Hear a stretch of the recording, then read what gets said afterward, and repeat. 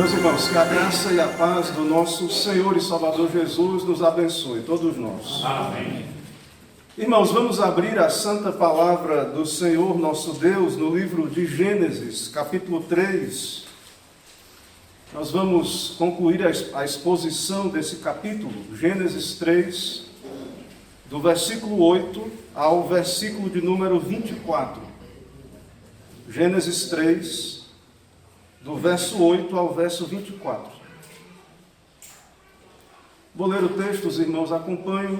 Assim diz a palavra do Senhor nosso Deus.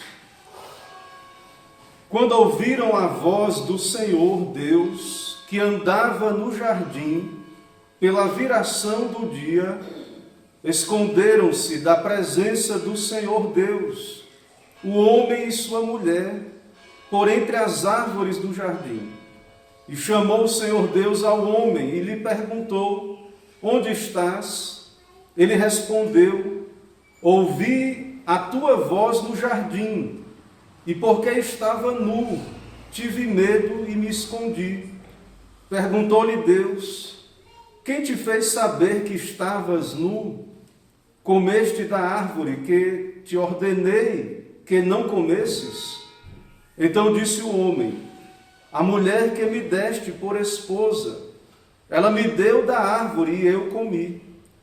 Disse o Senhor Deus à mulher: que é isso que fizeste? Respondeu a mulher: a serpente me enganou e eu comi.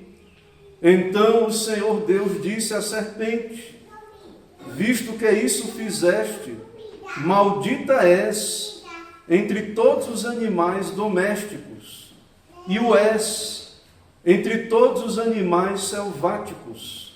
Rastejarás sobre o teu ventre, e comerás pó todos os dias da tua vida.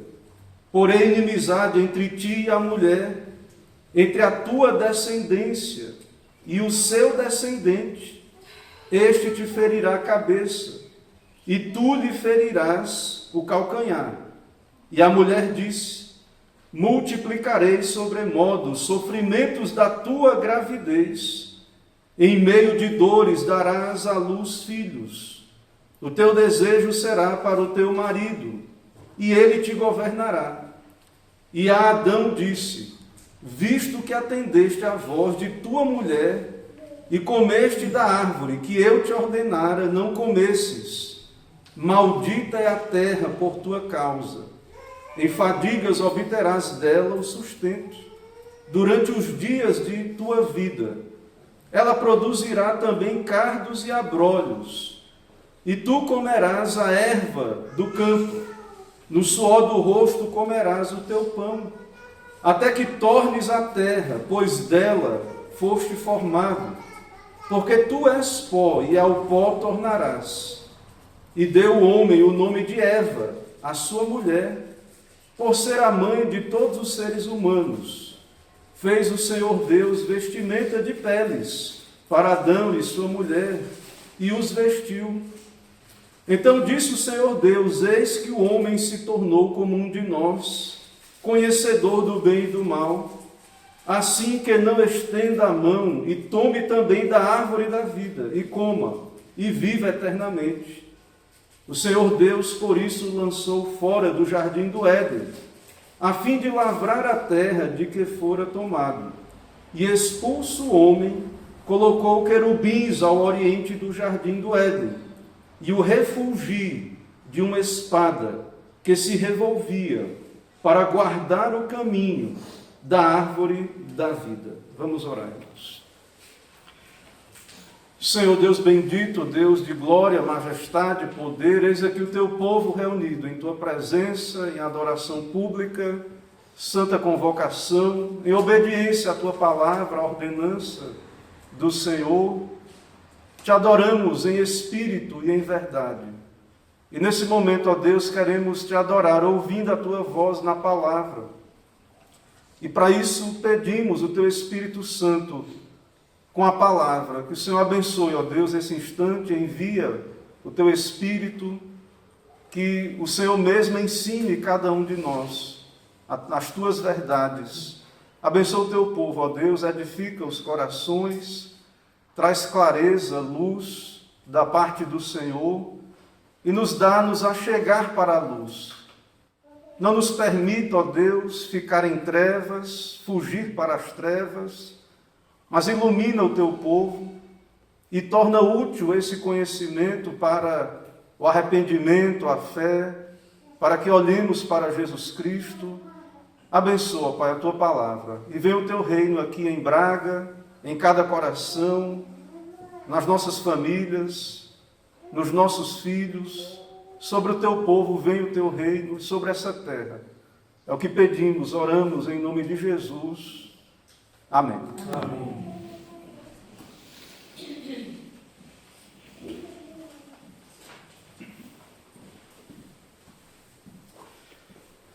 Meus irmãos, nós veremos nesta sessão, neste capítulo 3 do livro de Gênesis, na sessão de 8 ao verso 24, nós veremos a queda, já vimos a queda do versículo 1 ao 7, mas nós veremos as consequências da queda nesta sessão. Nós veremos as consequências da queda, a maldição do pecado sobre a humanidade, e em meio a essas consequências, os alertas do Senhor e o Evangelho. Então nós enumeraremos algumas consequências do pecado, segundo o texto, e também apontaremos para o Evangelho por meio dessa passagem.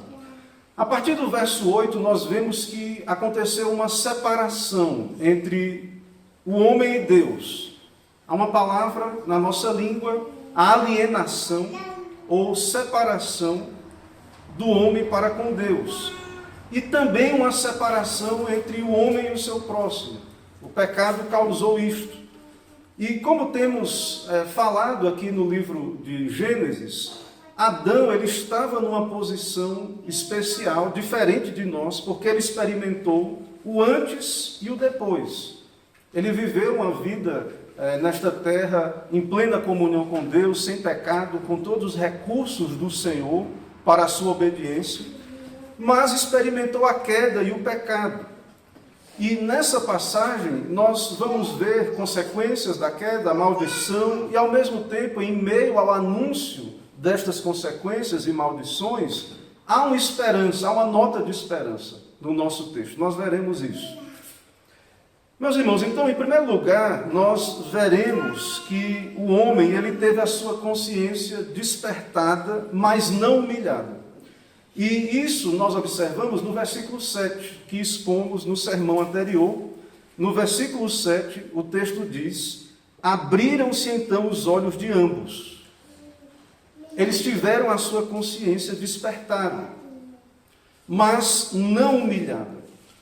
Porque ao abrirem-se os seus olhos, percebendo que estavam nus, eles tentaram cobrir o seu pecado. Eles fizeram uma veste de folhas de figueira.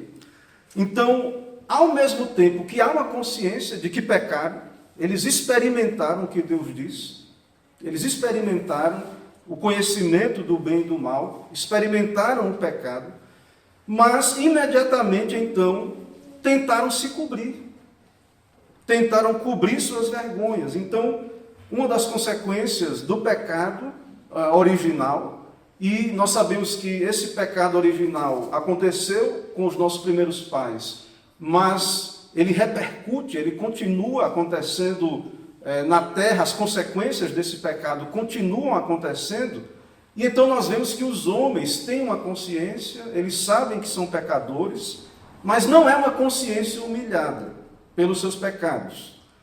Então, a consciência veio no verso 7, eles viram as suas vergonhas, mas não há quebrantamento, não há arrependimento.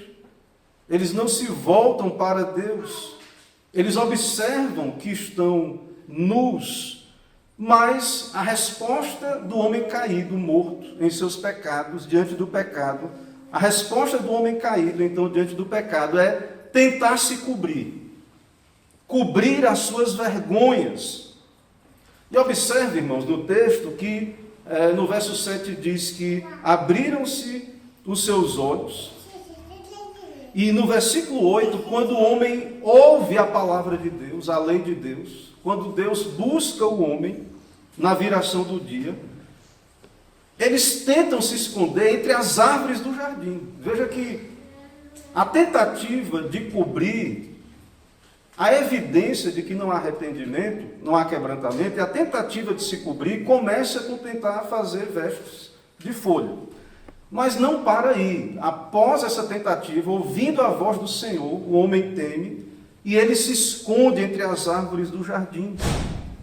Ou seja, continua a tentativa. Lá na frente, nós veremos que essa tentativa continua com o homem acusando a mulher acusando a serpente, ou seja, culpando fatores externos, culpando o próximo pelo seu pecado. E por meio disso, dizendo até assim para Deus, né? Como se a culpa fosse de Deus. Então, a consciência, ela está despertada, o homem sabe que é pecador, mas não é uma consciência quebrantada, não é uma consciência humilhada. E volta a dizer, isso continua acontecendo hoje. Desde então, desde aquele momento da queda, a humanidade tem tentado cobrir o seu pecado. Então, o pecado original, o que nós estamos vendo, essas consequências que veremos desse pecado, se estende para toda a humanidade. Essas consequências se estendem. Então, os homens continuam com essa tentativa inútil de se cobrirem os seus pecados. Esse efeito do pecado, que é a vergonha do pecado, as suas consciências, que sabem da realidade do pecado, mas o homem tenta usar de desculpas. E segundo a palavra de Deus, irmãos, e nós vamos ver o Evangelho mais na frente, no versículo 15, e nós também vamos ver o Evangelho quando o texto diz no verso 21, fez o Senhor Deus vestimentas de peles para Adão e sua mulher e os vestiu. E nós vamos ver então, nesses versículos, observamos, notas de esperança, nós vemos na verdade o Evangelho pré-anunciado e a realidade de que apenas Deus pode cobrir o pecado do homem. E o nome desta ação de cobrir o pecado, na palavra de Deus, se chama expiação. Então, essa expiação não pode ser feita sem sangue, sem sacrifício. Nada do que fazemos, nossas boas obras, não podem cobrir o pecado. Nós não temos nada que possamos fazer para cobrir o nosso pecado diante do Senhor. Somente a graça do Senhor, a bondade de Deus. E nós vemos então que em meio à queda, em meio às consequências do pecado, o homem então é chamado a se humilhar, a se arrepender, e o próprio Deus providencia a graça através de Cristo, um pacto de graça que inicia-se. Esse pacto da graça, ele começa a ser revelado então no versículo 15, quando o Evangelho foi dado aí no nosso texto. Então, somente por meio de Jesus Cristo, nós podemos ter os nossos pecados cobertos. Ir a Deus por meio de obras, justiça própria, é um equívoco. O homem tentar cobrir as suas vergonhas, se justificar, isso não é possível, irmãos. Diante de Deus, não receberá absolvição diante do tribunal de Deus. O pecado provocou a ira do Senhor, o seu desprazer, e ele precisa ser expiado, coberto. E quem está fora de Cristo não pode jamais satisfazer a justiça de Deus. Deus está irado contra o pecador e ele não pode satisfazer a justiça de Deus.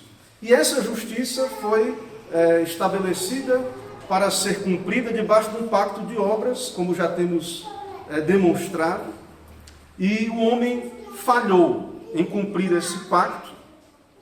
E agora, no nosso texto, nós observamos que o Senhor continua enviando a sua palavra.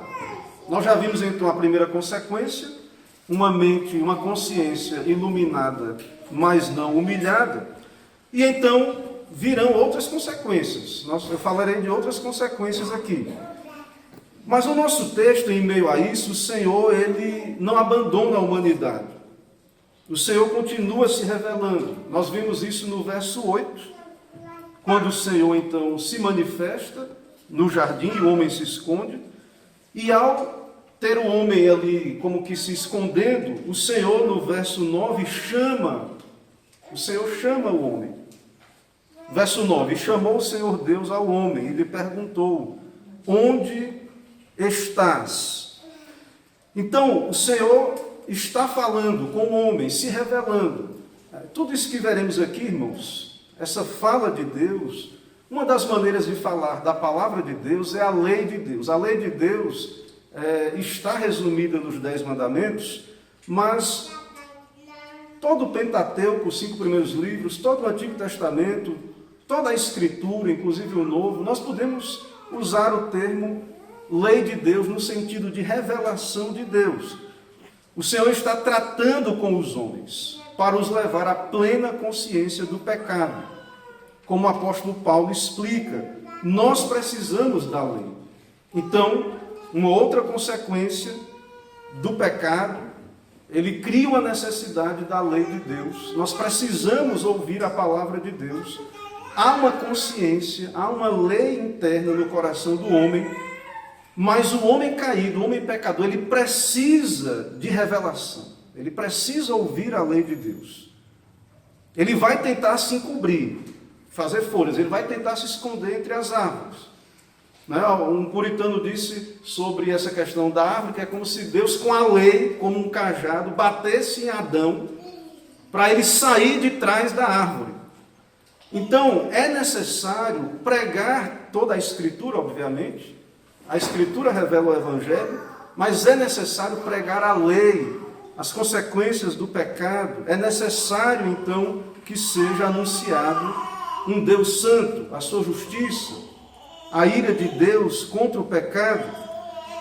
Então, fora disso, o homem vai tentar se encobrir, as suas vergonhas, esconder o seu pecado.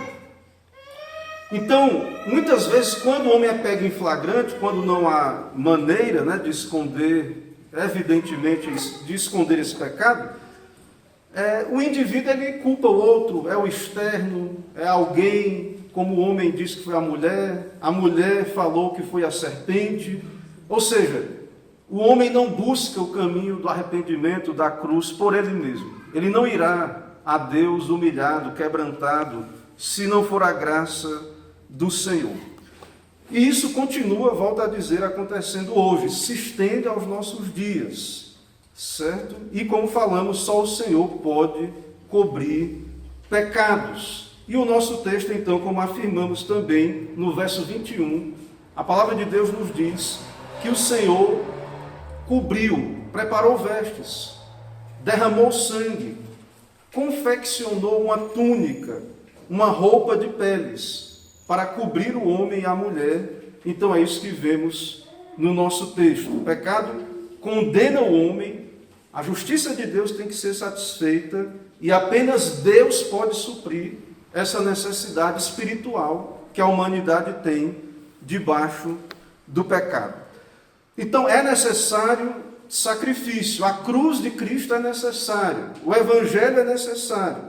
O texto nos diz que o Senhor preparou o descendente, que viria e já veio, Jesus, para pisar a cabeça da serpente, para que então a justiça de Deus seja satisfeita. Mas então, irmãos, seguindo para uma segunda consequência do pecado, que observamos no nosso texto, a partir novamente aí do verso 8, quando o homem se esconde, nós já falamos disso, há uma separação de Deus, o homem tenta se esconder de Deus. Deus busca o homem, é Deus que busca o homem. E veja que Deus busca o homem como responsável. Em primeiro lugar, o homem é responsável pela queda. Ele sabia do pacto. Ele fez aquilo que Deus disse a ele para não fazer, ele é responsável. Também nós vemos uma outra consequência aí no nosso verso, o medo. Adão não amou a Deus, o Senhor, de todo o seu coração, força, alma e entendimento. Ele transgrediu, ele quebrou a lei de Deus. E ao ouvir a voz de Deus, ele teve medo. Ele se escondeu da presença do Senhor, no verso 8. O homem e sua mulher, ele tem medo de Deus.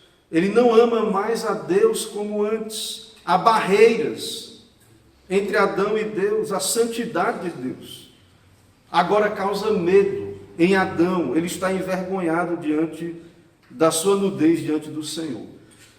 O texto nos mostra que o Senhor visita Adão como de costume, mas não encontra mais na condição que o havia deixado. E no verso 11, o Senhor então fala com Adão, e vem o ponto que citamos também, a necessidade de revelação. No verso 11, o Senhor pergunta a Adão: quem te fez saber que estavas nu? Comeste da árvore que te ordenei que não comesses? Então Adão agora é um homem caído, ele está tomado de culpa, ele tem medo de Deus, suas vergonhas estão expostas diante de Deus, ele sabe disso, mas ele continua tentando se cobrir, dizendo que é o outro, sempre é o outro, e nunca é uma questão de que ele quis, ele sabia que não era para pecar, que não era para transgredir, ele sabia o que ele tinha que fazer. Ou seja, ele pecou porque ele quis livremente. Ele sabia de tudo isso. Então, agora, Adão é este homem caído, exposto, ele sabe disso, mas ao ser questionado, ele se esquiva de reconhecer a sua culpa. Ele se coloca como vítima. E ele diz: foi a mulher que tu me deste, o Senhor me deu a mulher veio e falou comigo. Essa mulher, então, como que me fez pecar. Ou seja, Adão não reconhece que ele concebeu o seu próprio pecado. Ele tinha a informação, tinha a revelação de Deus, todos os recursos para a obediência, mas ainda assim o motivo é o outro, a culpa não é minha. E esse é o pecador, irmãos. Essa é uma das consequências do pecado, da nossa condição caída. Estamos constantemente colocando a culpa nos outros, e por meio disso, culpando o próprio Deus. E, diante disso, mais uma vez, o homem precisa da palavra de Deus. Diante de Deus e de sua palavra, as desculpas do homem não são nada. Mas, fora disso, né, o homem por si mesmo, ele tenta se justificar. Então, o homem necessita da revelação de Deus. Por exemplo, isso continua hoje. Na modernidade, o homem que abandonou a lei de Deus, o homem coloca a culpa na genética. É o cérebro, foi o meu cérebro que me fez pecar, ou qualquer outro tipo de coisa, a condição social do homem. Não teve educação ou preparo. Ou então, muitas vezes, é a questão política. A culpa é a situação da política. Sempre há, meus irmãos, uma justificativa para o pecador não arrependido. Deus então começa a tratar com todos. Deus está tratando com o homem aqui no texto, através da sua revelação da lei. E ele continua tratando com a humanidade, com todos, através da sua palavra, da sua revelação, do seu evangelho. Então, o homem vive debaixo de maldição, segundo a palavra de Deus aí, que nós veremos, vive debaixo da maldição de Deus, e ele então precisa receber revelação de Deus. E há uma promessa de vitória no nosso texto também. No versículo 16, a palavra de Deus então nos diz sobre a resposta de Deus à mulher. A revelação de Deus à mulher. Um culpa o outro, e aí vem a palavra de Deus para a mulher, e aí mais uma consequência do pecado, a quinta consequência, que é o que está aí, verso 16, vejamos: multiplicarei sobremodo os sofrimentos de tua gravidez, em meio a dores dará à luz filhos, o teu desejo será para o teu marido, e ele te governará. O Senhor trata com a mulher, trata com o homem também, trata com a serpente, o Senhor trata com cada um, e segundo o nosso texto, uma das consequências é a dificuldade nessa vocação da maternidade. A mulher terá que conviver com os efeitos do pecado, há dores na sua vocação de mulher, tanto na questão do parto quanto em ser mãe, e também aquele governo que estava sobre ela, que era natural, obedecer o seu marido, agora será algo penoso. O governo masculino para a mulher será algo cheio de dificuldades. Também é uma consequência do pecado.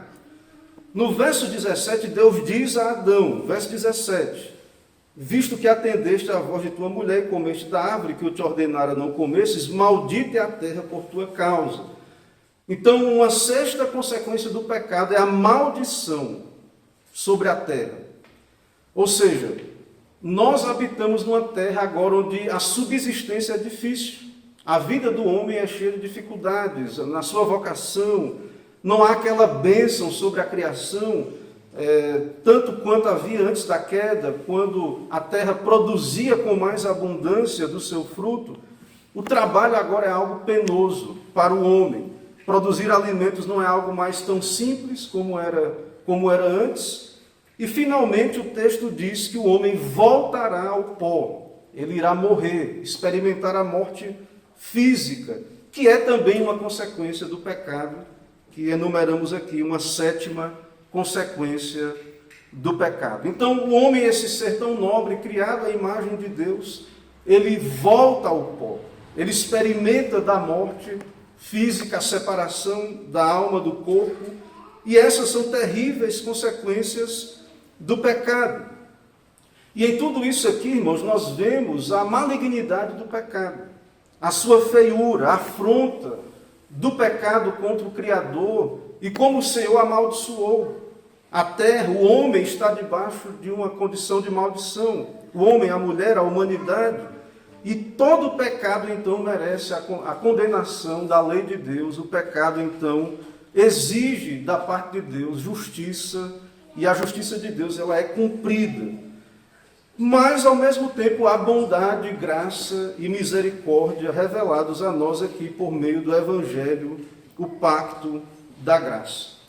Mas antes de falarmos um pouco mais, irmãos, do Evangelho, nesse texto, é necessário deixar claro, Adão não foi vítima. Ele se desculpa, ele fala da mulher, a mulher fala da serpente, mas Adão não foi vítima. E nós também não somos vítimas, nós pecamos em Adão. Adão livremente pecou e continuou pecando por conta da natureza caída, e nós, como filhos de Adão, nascemos numa condição caída de corrupção, de pecado, e continuamos pecando porque somos pecadores, somos herdeiros do pecado e pecamos porque somos pecadores. E então a Escritura nos revela de que o homem agora escravo do pecado, ele peca porque quer, livremente. Assim como Adão, tendo a condição de obedecer, pecou livremente, ele quis pecar. Então, esta consequência que vimos aí, geral, do homem ter consciência do pecado e não se humilhar, se fazer de vítima, não reconhecer a sua culpa, ela continua, o desdobramento disto continua hoje. E esta atitude tão comum a nós pecadores, mesmo nós, o povo de Deus, essa atitude tão comum não tem nada, irmãos, com o Evangelho, com a palavra de Deus, com o que Deus nos ensina em sua palavra. Nós, então, pelo Evangelho, o Senhor fala conosco, revela o pecado, para que nós, então, nos arrependamos, tenhamos humildade, para que o Espírito de Deus, com a lei, com a palavra, quebrante o nosso coração, para que, ao abrir os olhos para o mundo ao redor, observemos que o que a palavra de Deus diz é verdade, a terra está amaldiçoada, nascemos numa terra amaldiçoada pelo pecado, o pecado nos afeta, os nossos relacionamentos, o nosso relacionamento com Deus, e então, pela palavra de Deus, buscarmos a esperança genuína, verdadeira, que é Cristo, que está no Evangelho. Então, há esperança diante de todo esse desdobramento, essas consequências do pecado, há esperança, mas o começo desta esperança, para nós, é através do reconhecimento destas coisas, desse pecado. Não há esperança ilusória se não reconhecermos, se não cremos na revelação de Deus, no que Deus diz em Gênesis sobre Adão, se não cremos nesta realidade terrível, se não reconhecemos isto, como temos visto aqui, então não há base para a esperança, porque Cristo veio morrer por pecadores. Temos esperança sim, mas não fora da consciência do pecado, e a lei então é necessária, pregamos a lei por conta disso. O texto então nos mostra uma ação de Deus, revelando a vinda do descendente, Cristo, que pisaria a cabeça da serpente. A serpente então seria destruída. Sabemos que por trás da serpente está Satanás, o dragão, a antiga serpente. Então há esperança porque o Senhor cobriu os nossos pais. O Senhor confeccionou roupas.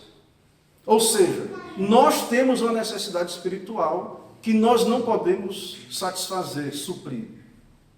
E a Bíblia revela, o Senhor nos revela na palavra, de que Ele preparou um meio, Cristo, o Cordeiro de Deus, que tira o pecado do mundo. O Senhor preparou o nosso Salvador, o enviou para nos redimir, nascido de mulher, nascido sob a lei, e deu a sua vida por nós, o Cordeiro de Deus. Então, nós temos uma necessidade espiritual. O Senhor mesmo supre essa necessidade espiritual. E então, adiante, no verso 22, também o Senhor testifica desta condição caída. No verso 22, o Senhor diz: eis que o homem se tornou como um de nós, conhecedor do bem e do mal. Assim que não estenda a mão e tome também da árvore da vida, e viva eternamente. Então o homem experimentou desta condição caída, e tudo isso que afirmamos durante a exposição, e como punição, o Senhor então impede o homem de ter acesso à árvore da vida. E o texto diz para que não coma e viva eternamente. E o que é essa árvore da vida, irmãos? Essa árvore da vida, ela é um sacramento do pacto de obras. E que também no pacto da graça, Cristo conquista para nós. Mas no pacto de obras, Deus diz para o homem: obedeça e viva. Você quer viver? Não coma do fruto. Você vai viver. E a árvore da vida estava ali como um sacramento, apontando para o fato que, caso o homem obedecesse o pacto de obras, não pecasse, não comesse do fruto proibido, ele teria acesso à vida. Deus lhe confirmaria no estado de bem-aventurança, de vida. Então, agora, debaixo do pecado e da queda, na condição do homem, Deus, então, no texto diz, o homem se tornou como um de nós, e então o Deus fecha o caminho para a árvore da vida. Ou seja, aquilo que a árvore representa, o homem não tem mais acesso, por enquanto, ou fora do pacto da graça, o homem não tem acesso. Deus diz então, o homem está impedido, porque essa árvore da vida então, nós só teremos acesso por meio do Evangelho de Cristo. Ela aponta para Cristo, essa árvore da vida. Então agora apenas por meio de Cristo nós temos acesso à bem-aventurança. Essa vida aí, irmãos, é a vida em comunhão com Deus, em qualidade de vida, é a vida eterna. Não é só existir. É a comunhão com Deus que temos pelo Evangelho. Então, nesse momento, após a queda, o homem tem que saber, ele não tem direito de tomar e comer da árvore da vida, a não ser através de Cristo. E isso se cumpre no Novo Testamento, em Apocalipse, capítulo 22 de Apocalipse. Eu peço que, se possível, os irmãos acompanhem Apocalipse 22, do 12 a 17, mas especialmente eu vou ler do 13 em diante, Apocalipse 22, 13. A palavra de Deus diz: Eu sou o alfa e o ômega, o primeiro e o último, o princípio e o fim. Bem-aventurados aqueles que lavam suas vestiduras no sangue do Cordeiro. Veja a necessidade do sangue, as vestiduras lavadas. E veja agora, para que lhes assista o direito à árvore da vida e entrem na cidade pelas portas. Fora ficam os cães, os feiticeiros, os impuros, os assassinos, os idólatras e todo aquele que ama e pratica a mentira. Então veja no texto de Apocalipse que há uma árvore da vida. E então, bem-aventurados os que lavam suas vestes no sangue do Cordeiro, para que lhes assistam direito. Então, na queda, no pecado, pelo caminho das obras, pelo caminho do pacto de obras, o homem, por causa da queda, ele está impedido, ele não pode. Não há mais salvação por meio do pacto de obras, por obediência. O homem não consegue mais obedecer à lei. Não é suficiente mais dizer, faça isso, obedeça e viverás. O homem é incapaz de obedecer. Ele não tem acesso, então, à árvore da vida por esse meio. Isso foi perdido na queda. Adão, com o seu livre-arbítrio, ele podia obedecer e podia pecar, usando a sua liberdade, da sua vontade, ele transgrediu. E isso não é mais possível para nós, essa obediência perfeita e perpétua, não é mais possível para nós. Então, o homem pecou, ele não tem mais acesso à árvore da vida e ele precisa, então, por conta da consequência do pecado, morrer, voltar ao pó. Como falamos, uma das consequências do pecado, a morte. E os que não se arrependem, segundo a Bíblia, o Evangelho, morrerão a primeira e a segunda morte. E aí você diz assim, mas os salvos, pastor, eles também, nós, se Cristo não voltar, nós também morreremos. Mas, irmãos, para nós a morte ela não é mais a punição do pecado. A morte, então, para o salvo, o eleito, é uma necessidade para que ressuscitemos com corpos glorificados. Ela é uma porta de entrada para a vida eterna. Isso é a morte, não é mais punição do pecado. Então, nós ressuscitaremos por meio de Cristo, seremos glorificados, tanto o espírito quanto o corpo, para a vida eterna. E segundo vimos em Apocalipse, teremos o acesso à árvore da vida, que é Cristo. Não existe vida eterna para os homens fora de Cristo. Ou seja, vida eterna no sentido de bem-aventurança. Eles viverão eternamente. As almas foram criadas por Deus e elas continuarão existindo. O homem voltará ao corpo para receber a justiça de Deus eternamente, se não se arrependerem dos seus pecados. E eles continuarão no estado de morte e miséria, como um salário do pecado. Então, todas essas consequências que vimos, elas irão continuar, irão prosseguir para a vida eterna. Então, o homem foi expulso do paraíso e proibido de voltar, e a única esperança, então, para nós é Cristo. E, indo a Cristo, reconhecendo os nossos pecados, diante da lei de Deus, nos humilhando, indo ao Senhor para que Ele providencie vestes para nos cobrir. Então, sem a morte de Cristo não há esperança, mas, graças a Deus, pelo nosso Senhor Jesus Cristo, que morreu por nós, nós temos esperança. Ele foi levantado naquele madeiro por nós. O Evangelho, e um versículo dos mais amados, né, pelo nosso povo, especialmente lá no Brasil, não sei dos irmãos aqui na Europa e em outras partes do mundo, mas o Evangelho ele é resumido muitas vezes em João 3,16, porque Deus amou o mundo de tal maneira que deu o seu Filho unigênito, para que todo o que nele crê não pereça, mas tenha vida eterna.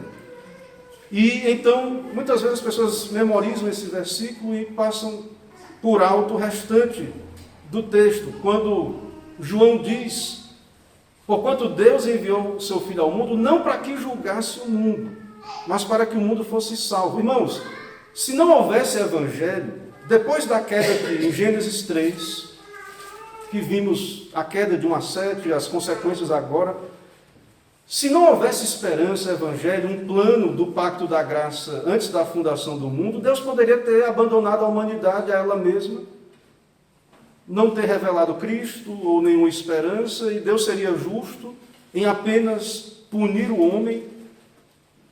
Isso é um fato. Então Deus não envia Cristo para julgar o mundo, porque o mundo já está condenado.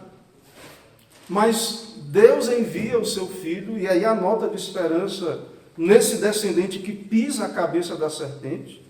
O Senhor envia o seu Filho ao mundo para que o mundo fosse salvo por meio dele. Quem nele crê não é julgado. João diz, João 3,18. O que não crê já está julgado, porquanto não crê no nome do unigênito Filho de Deus. O homem já está debaixo de condenação. Adão já estava.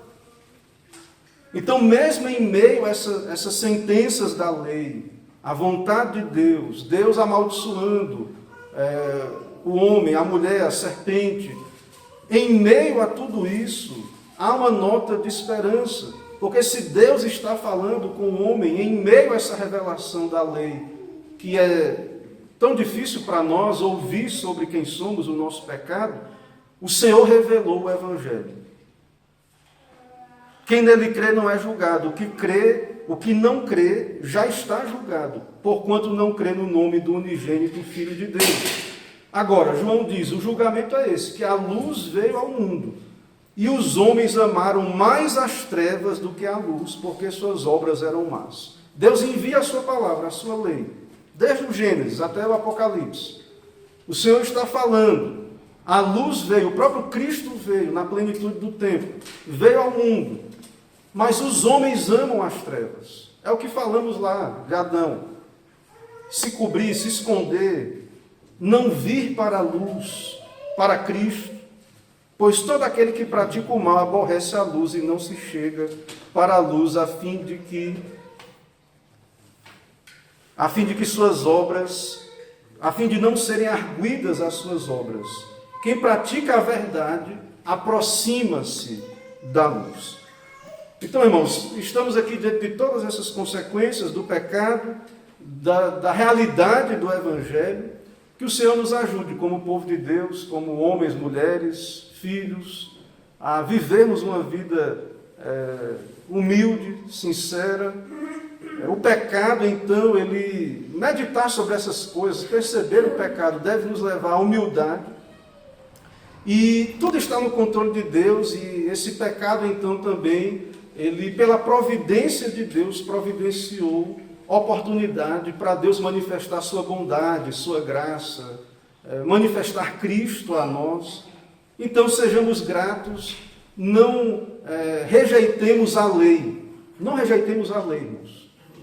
A vontade de Deus, os seus mandamentos, aquilo que expõe o pecado, aquilo que mostra quem somos, as nossas trevas espirituais, da qual nascemos naturalmente em Adão, mas ao mesmo tempo abracemos o Evangelho, que creiamos em Jesus, na mensagem do Evangelho, e que possamos nos aproximar então dessa luz, e que pela graça do Senhor, tanto a sua lei quanto o seu Evangelho sejam pregados, e que os pecadores possam vir a Cristo por sua graça. Que o Senhor nos ajude, que o Senhor então nos abençoe e aplique a sua palavra aos nossos corações.